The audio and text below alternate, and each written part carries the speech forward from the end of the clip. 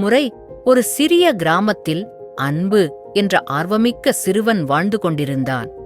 அவன் தனது வீட்டின் அருகிலுள்ள புல்வெளிகளையும் காட்டுகளையும் ஆராய்ந்திட மிகவும் ஆர்வமாக இருந்தான். ஒருநாள் காட்டில் நடந்து செல்லும்போது அவன் ஒளிரும் ஒரு மரத்தை கண்டான். அதில் அழகாக மினுமினுக்கும் இலைகள் இருந்தன. அது மாயமரம். அந்த மரத்தின் ஒவ்வொரு இலையிலும் ஒரு தமிழ் எழுத்து எழுதப்பட்டிருந்தது. அன்பு மிகவும் ஆர்வமாக அந்த மரத்தை பார்த்தான். திடீரென்று அந்த மரம் பேச ஆரம்பித்தது. தமிழ் எழுத்துக்கள், உயிர் எழுத்துக்கள். மரம் சொன்னது, அன்பு, இவை உயிர் எழுத்துக்கள். இதை பற்றி தனித்தனியாக நான் உன்னை கற்பிக்கிறேன். இந்த இலைக்கு ஆ என்ற எழுத்து இருக்கிறது. ஆ. அன்பு மீண்டும் சொன்னான், ஆ, அம்மா என்ற வார்த்தையில் உள்ளது. மரம் சிரித்து, அம்மா என்றாள் தாய். அடுத்த எழுத்துக்குச் செல்வோமா? மரம் ஒரு பெரிய இலையை சுட்டிக்காட்டியது. இது ஆகும். இது ஆ போன்றது, ஆனால் நீண்ட ஒலி கொண்டது.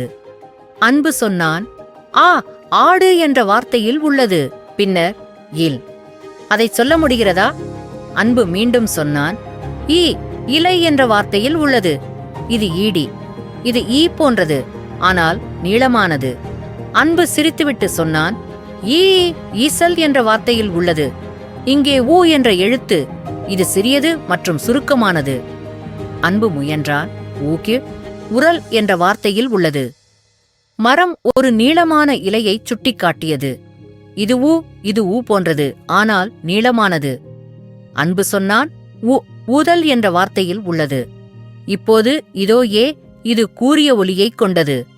அன்பு சொன்னான், ஏ, எலி என்ற வார்த்தையில் உள்ளது. இது ஏ. இது ஏ இன் நீளமான பதிப்பு. அன்பு மீண்டும் சொன்னான், ஏ, ஏணி என்ற வார்த்தையில் உள்ளது. மரம் ஒரு தனித்துவமான இலையைச் சுட்டிக்காட்டியது. இது ஐ. என்னுடன் சேர்ந்து சொல்லு. அன்பு சொன்னான், ஐ, 5 என்ற வார்த்தையில் உள்ளது. மரம் ஒரு வட்டமான இலையை காட்டியது. இது ஓ. சுருக்கமாகவும் எளிமையாகவும் உள்ளது. அன்பு சொன்னான், ஓ, ஒட்டகம் என்ற வார்த்தையில் உள்ளது. இப்போது இதோ ஓ. இது ஓ இன் நீளமான பதிப்பு. அன்பு சொன்னான், ஓ, ஓடம் என்ற வார்த்தையில் உள்ளது. மரம் ஒரு விசேஷமான இலையை சுட்டிக்காட்டியது. இது ஏயு. இது தனித்துவமானது. ஔவையார் என்ற வார்த்தையில் உள்ளது.